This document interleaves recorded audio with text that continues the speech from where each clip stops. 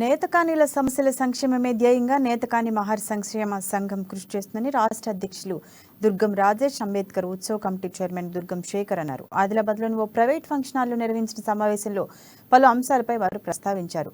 నేతకానీలు ఎదుర్కొంటున్న సమస్యలపై చర్చించారు. వాటి పరిష్కారం దిశగా సంఘం పోరాటం చేస్తుందని తెలిపారు. నేతకానీలు రాజకీయంగా, ఆర్థికంగా ఎదిగి అస్తిత్వాన్ని చాటాలని పిలుపునిచ్చారు.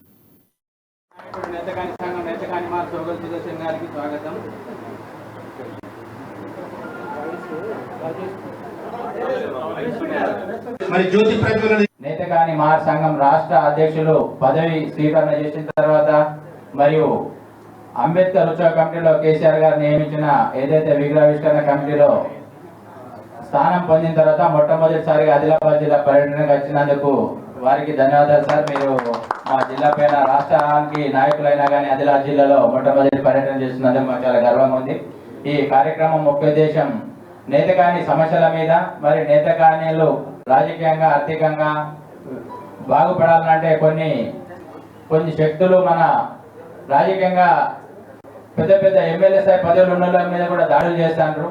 అటువంటి వారు ఒక ఎస్సీ పుట్టినందుకు, ఎస్సీల అదే ఎమ్మెల్యే ఉన్నందుకు దుర్గం చెన్నై మీద